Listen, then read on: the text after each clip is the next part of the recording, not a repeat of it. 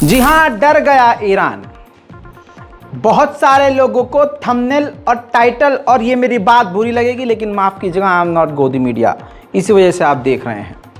खबर ये है कि जो मैं आपको दे ही चुका था, ये तस्वीर देखिए, इजराइल ने न्यूक्लियर साइट जो ईरान की है उसकी सैटेलाइट इमेज जारी कर दी। पहली बात, इससे क्लियर हो गया कि इजराइल को एग्जैक्ट लोकेशन ईरान के न्यूक्लियर साइट की पता है। ठीक इसी के बाद अमेरिका ने एक ऐसी मिसाइल की तस्वीर जारी की जिसकी खासियत यह है कि जमीन के अंदर घुसकर वो सब कुछ तहस नहस कर सकती है। ठीक है, अब ईरान ने क्या किया? ईरान ने तुरंत बयान जारी किया और जिस मुद्दे पर अभी तक वो बात नहीं कर रहा था, यानी ईरान कह रहा था कि न्यूक्लियर प्रोजेक्ट पर हम बात ही नहीं करना चाहते, अब ईरान ने कहा है कि भाई हम बातचीत करने को तैयार हैं, आप टेबल पे बैठिए और न्यूक्लियर पर, यूरेनियम पर आप हमसे बात कर सकते हैं। साथ में सुनिए तो सही, जो इन न्यूक्लियर प्रोग्राम पर, परमाणु प्रोग्राम पर जो संस्था IAEA नजर रखती है, उससे भी अपनी जांच शुरू करवा दी है। ये नहीं करवाएगा, जांच शुरू कर दी है और करवा दी है, और उसके साथ अपनी डिटेल्स भी साझा कर रहा है, शेयर कर रहा है। तो ईरान, अब मैं ये बता दूं कि ईरान का जो डरना है वो जरूरी है। डरना गलत नहीं है, डरना जरूरी है, क्योंकि अगर ईरान पहले न डरता तो इतने हथियार बनाता नहीं, और डर की वजह से ही इंसान इतना मजबूत होता है कि अपने दुश्मन को टक्कर देने की तैयारी करता है। तो ये आप मायूस मत होइएगा, और ईरान डर गया, अरे नहीं भाई, मेरी बात तो सुनो, मैं गुच्चू आगे बढ़ते हैं। वैसे भी ईरान को इस वक्त किसी से अकड़ने की जरूरत नहीं है। सऊदी अरब ईरान के पाले में जैसे ही आया है, तमाम अरब देशों ने ईरान के साथ अपने रिश्ते ठीक करना शुरू कर दिए हैं। ओमान के सुल्तान ईरान पहुंचने वाले हैं, और सुल्तान अगर ईरान पहुंच गए ओमान के, तो तमाम रिश्ते ठीक हो जाएंगे ओमान के साथ भी। और जिन जिन अरब देशों के साथ नॉर्मलाइजेशन ईरान कर रहा है, तुरंत प्रभाव से फौरी तौर पर ट्रेड शुरू हो रहा है, एम्बेसीज खुल रही हैं, दोनों साथ मिलकर काम करना शुरू कर दे रहे हैं। फॉर एग्जाम्पल, आपके सामने ये तस्वीर एक्सक्लूसिव ईरान की। ईरान और सऊदी अरब के रिश्ते ठीक होने के बाद पहला बैच ईरानियों का हज करने के लिए सऊदी अरब निकल गया है। मेरे दोस्तों, ये खूबसूरत तस्वीर है, और दुआ कीजिए कि ये तस्वीर हमेशा बनी रहे और ईरान और सऊदी अरब की दोस्ती इसी तरह से कायम और दायम रहे। उधर दोस्तों, जिस लड़की की वजह से पूरे ईरान में आग लगाई गई, माशा अमीनी, उन्हीं की कब्र पर तोड़फोड़ की गई है। उनकी कब्र को अनआइडेंटिफाइड लोगों ने तोड़ दिया है। ईरान इस पर इन्वेस्टिगेट कर रहा है। वहीं ब्रिटेन के विपक्ष की पार्टी और ब्रिटेन के बड़े बड़े लोगों का ब्रिटेन, UK की सरकार पर प्रेशर है कि ईरान की IRGC को बैन कर दिया जाए। खबर तो अब यह भी आ गई है कि इसी साल इजिप्ट और ईरान अपने रिश्ते बिल्कुल ठीक करके एक दूसरे के साथ अपने अपने एम्बेसडर अदला बदली कर लेंगे। वहीं रशिया और ईरान बेहद करीब होने वाले हैं, और हो ही रहे हैं। रूस के बैंक की चीफ ईरान पहुंचने वाली हैं।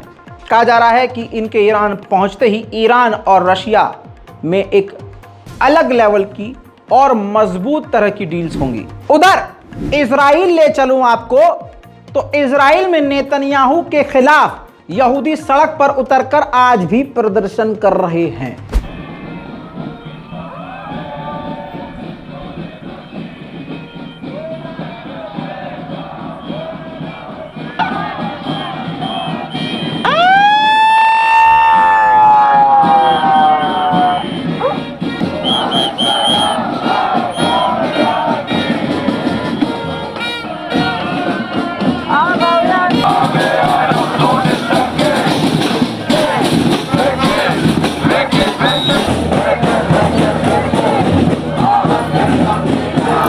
वहीं दोस्तों, इजराइल की कोर्ट ने 3 इजरायली फौजियों को लगभग 40 से 50 दिन की सजा सुनाई है।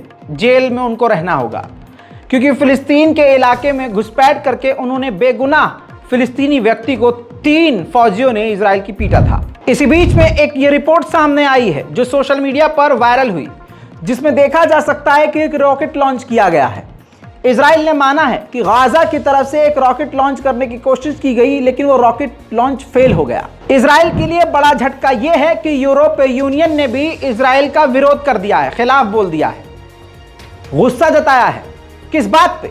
इस बात पे कि इजराइल फिलिस्तीन के इलाके में यहूदियों को और भी बड़े लेवल पर बसाने की तैयारी कर रहा है। हालांकि अमेरिका नाराज हुआ, अमेरिका को सफाई दी थी इजराइल ने कि हमारा ऐसा कोई प्लान नहीं है, लेकिन यहां पर खेल अब दूसरा हो रहा है। यहां यूरोपीय यूनियन उल्टा नाराज और हो गया है। सफाई के बावजूद सऊदी अरब अमेरिका और इजराइल के हाथ से बहुत दूर हो गया है। ईरान खतरा बन रहा है। ऐसे में एक सीनियर डेलीगेशन, पूरी एक बड़ी टीम इजराइल की अमेरिका पहुंचने वाली है सऊदी अरब और ईरान के मुद्दों पर बात करने के लिए। कनाडा और सऊदी अरब के रिश्ते 2018 में खराब हो गए थे। मैं उस पर पहले रोशनी डाल दूं। जमाल खाशोगी नाम के एक पत्रकार को मोहम्मद बिन सलमान ने कत्ल तुर्की में करवाया था, जिसके बाद कई सारे लोगों को गिरफ्तार भी सऊदी अरब ने करवाया। तो कनाडा की जो एम्बेसी सऊदी अरब में थी, उसने आधिकारिक ट्वीट किया और उस ट्वीट में कहा कि सऊदी अरब ने जितने भी पॉलिटिकल गिरफ्तारियां करी हैं उनको रिहा कर दे। इस पर सऊदी अरब के मोहम्मद बिन सलमान बुरी तरह से भड़क गए और उन्होंने अपना एम्बेसडर सऊदी अरब की एम्बेसी में जो मौजूद कनाडा में था उनको वापस बुला लिया और सऊदी अरब में मौजूद कनाडियन एम्बेसी में एम्बेसडर जो थे उनको निकाल दिया। 2018 के बाद अब 2023 मई के इस महीने में सऊदी अरब और कनाडा नॉर्मल हो गए हैं और नॉर्मलाइजेशन कर लिया है। बहुत जल्द एक दूसरे के देश में अपने अपने एम्बेसडर भेजने वाले हैं। एक वीडियो सोशल मीडिया पर तुर्की के राष्ट्रपति रजब तैयब एर्दोगान का शेयर हो रहा है। इससे खौफ और डर और यकीन न होना किसी पर और कितनी मुश्किल इनकी जिंदगी होती है, इससे आपको समझ में आएगा।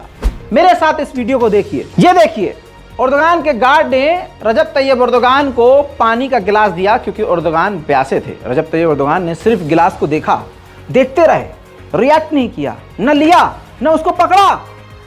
फिर उस बॉडीगार्ड ने रजब तैयब एर्दोगान के बेटे को वो गिलास दिया।